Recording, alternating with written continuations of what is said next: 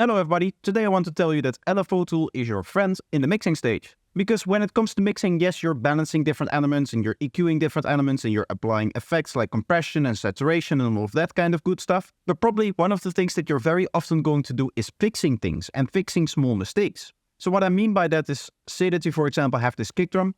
As you can see, I have an LFOtool on here, and the reason for that LFOtool being there is just so that we can clip off a little bit of this area over here. I would actually need to do it like this, so that we're just making sure that for every kick drum that plays,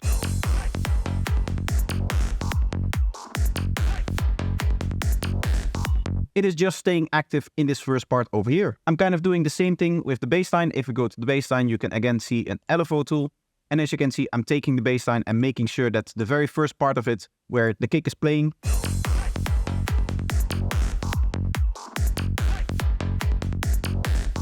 this is where the kick transient is going to be, so we definitely don't want that clashing with the kick. And therefore I'm making sure that any bassline that is kind of bleeding over from the last note over here into this part is actually cut off by this LFOtool. Now, as you can imagine, this is very, very useful because it saves you a lot of time going through the actual file and actually trimming it out manually. But this does only really work with the stuff that is in time. That being said, as somebody that does a lot of mixing for electronic music, of course, I have found that it is very, very useful with all of this quantized stuff to just have some place where you can just draw in a volume envelope that is then going to be tied to whatever note length you set. Of course, there's other plugins for that as well. I believe I also have an instance of Shaperbox in this project. And as you can see, this is used on some sequence to duck a very specific part. But there's also a few more interesting things that you can do with LFOtool or similar tools, one of which is actually redefining your sidechaining. So here's a good example of that. Here I'm actually in a project for somebody else. So here I'm working on the mix for Streetbar, who is a recent addition to our label. Oh wait, did he just switch to a different project? I thought at a point in the video like that there's going to be a call to action. Well, yes, there is going to be a call to action. Subscribe, like the video, do the things. Thank you. And one of the things that I needed to do is I needed to sidechain the first note of his bass line a little bit more towards the kick. So just listening to the kick and bass here, if I turn the LFOtool on and off, you can hear the differences.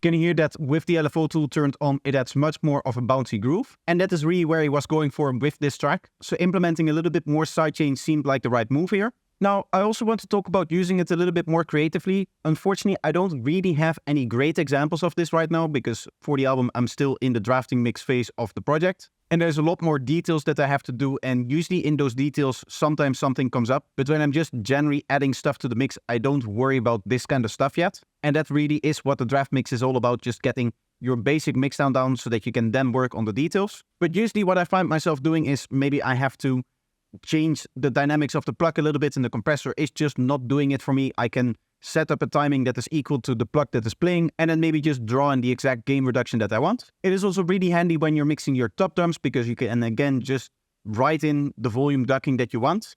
And I've talked about using, for example, a gator before for setting up maybe gating on your snare drum or your hats. But you can of course also use something like LFOtool to achieve something very, very similar. Now, I know that I don't have a lot of different examples and I don't have a lot of different things to show you, but the main reason why I'm really making the video is because I think a lot of people think about the mixing process as, okay, you set some volumes, you set some compression, you do some slight EQing, this kind of stuff. And that is going to make sure that everything is going to be balanced together, and that is going to be the extent of my mixing process. When really you can just think of it as kind of an extension on the actual production process. But instead of trying to create new ideas, what you're trying to do is you're taking all of the ideas that you already have and you're just trying to squeeze them all together into one individual track. And that means that you can basically use any tool for that. If you find that you need to use LFOtool for a certain parts of the mixing process, then just use LFOtool for certain parts of the mixing process. Like, just because you're in this mixing phase doesn't mean that you should throw away some of the knowledge that you still have from the production. Yes, the mindset is different,